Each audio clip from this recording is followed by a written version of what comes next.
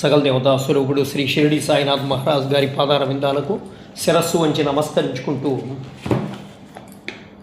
మాధవరావు ఒకసారి కళ్ళు మూసుకొని తెరిస్తే కనుల ఎదురుగా భవ్యమైన దేదీప్యమైనటువంటి సుఖానంద కారకమైన కళ్ళు మెరిట్లు గొలిపే ఒక రత్న ఖచ్చిత సింహాసనాధీష్ఠుడైనటువంటి బ్రహ్మదేవుని సహితమైన ఒక సభ దర్శనమిస్తుంది. దాంతో మాధవరావు తన కళ్ళను తానే నమ్మలేకపోతాడు. అప్పుడు బాబా, శ్యామ, ఇది సత్యలోకం, ఆయనే బ్రహ్మదేవుడు, ఇక మరలా కళ్ళు మూసి తెరువు అని చెప్తాడు. ఆ విధంగా మాధవరావు కళ్ళు మూసి తెరిస్తే బ్రహ్మలోకం కంటే భవ్యమైన, సుందరమైన, ఐశ్వర్యయుక్తమైన, రచిత ఖచ్చిత సింహాసురుడీషుడైనటువంటి విష్ణుమూర్తి సహిత భవ్యమైన సభ కనపడుతుంది.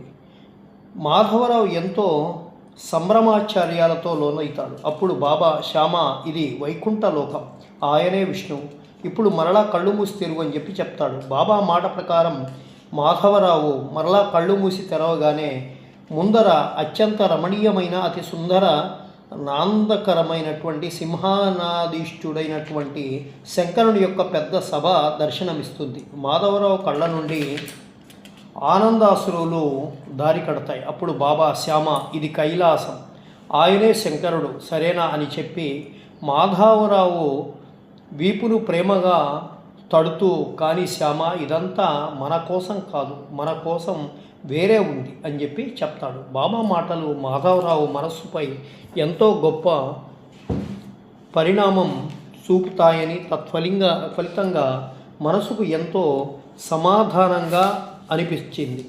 మనసు మబ్బులలో తేలియాడుతున్న భావన కలిగింది. తనువు తెలియని తన్మయత్వానికి లోనైంది. ఈ దివ్య కాల దర్శనంలో లభ్యం కాని అపురూపమైనటువంటి శాంతి బాబా పలుకులలో తనకు లభ్యమైంది. అత్యంత అపూర్వమైనటువంటి భావ సంపదను మూట కట్టుకొని ఉన్న బాబా మాటలకు అమూలాంధ్ర సమగ్రంగా అవగాహన చేసుకునే ప్రయత్నానికి ఒడిగడితే హృదయంలో గుడిగంటలు మ్రోగి పరమానందమనేటువంటి ప్రకాశం ప్రసరిస్తుంది. ప్రకృతిలో అత్యంత అమూల్యమైనటువంటి రత్నాలు అతి సాధారణమైన రాళ్లుగానే లభిస్తాయి. కానీ ఆ రాళ్లను శుభ్రపరిచి అతి నైపుణ్యంతో సానబెడితే అమూల్యమైనటువంటి రత్నాలుగా రూపుదిద్దుకొని వెలకట్టలేనంత ప్రాపంచిక సంపదను అందిస్తాయి.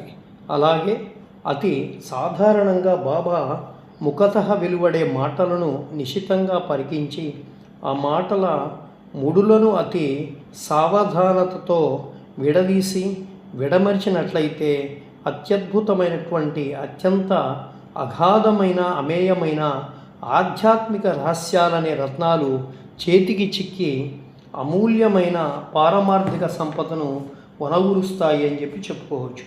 అసలు బాబా మార్గం ఏంటి? బాబా తత్వం ఏంటి?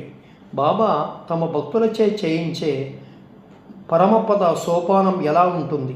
దేవతలు సంపదను నశించే లౌకిక సంపదతో బాబా పోల్చడంలోని మర్మమేమిటి అనేటువంటి ఎన్నో సందేహాలు ప్రస్తుత సందర్భాల్లో మన మనస్సుల్లో మబ్బుల వలె ముసురుకుంటూ ఉంటాయి. అందువలన అస్పష్టమైనటువంటి అనే చీకట్లు అలుముకుంటాయి.